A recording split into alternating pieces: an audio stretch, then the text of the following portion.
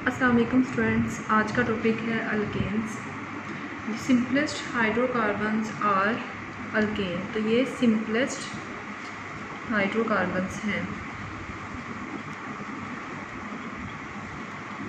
In this compound all the bond of carbon atom are single, that means valencies of carbon atom are saturated. अगर ये आपके पास alkane है तो इसकी valency satisfy होगी, लेकिन थ्रू सिंगल बॉन्ड, कोई डबल बॉन्ड कोई ट्रिपल बॉन्ड इसमें नहीं आएगा, तो इसलिए इसे कहा जाता है सैचुरेटेड।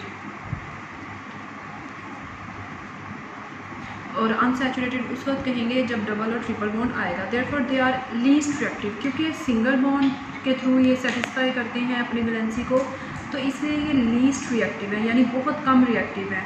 तो इस वजह से, इस रीज़न से, that is the reason alkanes are called paraffins, इसलिए इन्हें कहा जाता है पैराफिन्स। अब पैराफिन्स क्या है? Para means less and affins mean affinity, affinity और रिएक्टिविटी। तो ये लेस रिएक्टिव है। और इसका एक बहुत इंपॉर्टेंट शॉर्ट क्वेश्चन है, why alkanes are called paraffins? Why alkanes are called paraffins? Alkanes form a homologous series of compound in which each successive member of the series differ by a CH2। ये मैंने आपको बताया था कि किस तरह से ये डिफ़र करते हैं CH2 के थ्रू। अगर आपको इसकी नहीं पता होमोलोगस सीरीज़ के बारे में, तो होमोलोगस सीरीज़ का जो टॉपिक है उसको अच्छे से पढ़ें, उसके बाद आप इसको जो है CH2 का आपको डिफरेंस पता चलेगा किस तरह से आया था।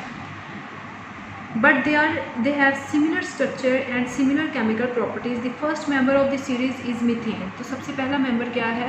CH4, जिसे कहा जाता है मीथेन। नेक्स्ट जो है वो इथेन है, ये मैं आपको लिखना सिखा चुकी हूँ किस तरह से लिखना है आपने। And the next is propane C3H8, लेकिन सब में सिंगल बॉन्ड आएगा, किसी में डबल या ट्रिपल बॉन्ड नहीं आ रहा। And so on as given in the previous chapter, table 11.3 में इसको जो है हमने डिस्कस किया था।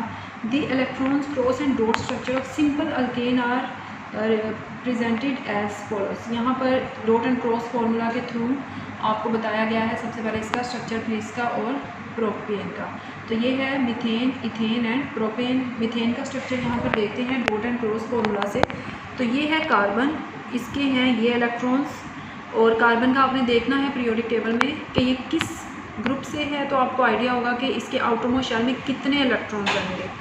यहाँ पर इसकी वैलेंसी को सेटिस्फाई करने के लिए हाइड्रोजन आया है, और हाइड्रोजन के इलेक्ट्रॉन्स को हमने क्रॉस से शो किया है ताकि दोनों के इलेक्ट्रॉन्स का पता चल सके। तो यहाँ पर जब ये बॉन्डिंग करेंगे तो ये सिंगल बॉन्ड के थ्रू अपने आप को ज्वाइन करेंगे और इनकी वैलेंसी सेटिस्फाई होगी। तो ये है आपके पास इथेन का स्ट्रक्चर। नेक्स्ट वन है मीथेन का स्ट्रक्चर। नेक्स्ट वन है इथेन। इथेन में क्या होगा? 2 कार्बन है, 2 कार्बन के डॉट से आप लोग शो करेंगे। यहाँ पर मैं क्रॉस शो कर रही हूँ ताकि इसका और इसका इलेक्ट्रॉन्स आपको पता चल सके। और ये आ गए कार्बन के इलेक्ट्रॉन्स। इसको हाइड्रोजन के साथ किस तरह से ज्वाइन करना है कि उसके जो इलेक्ट्रॉन्स हैं वो क्रॉस से शो करेंगे ताकि दोनों का पता चले आपको कि किसके इलेक्ट्रॉन कौन से हैं। और ये आपके पास आ गया हाइड्रोजन। तो यहाँ पर ये देखिए इस तरह से बॉन्डिंग होगी और ये अपनी वैलेंसी को सेटिस्फाई करेंगे।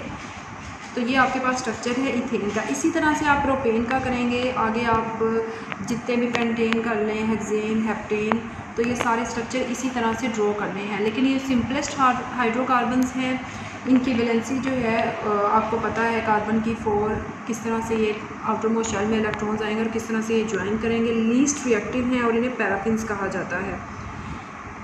तो नेक्स्ट इंशाल्लाह डिस्कस करेंगे इसके sources. Thank you so much for watching.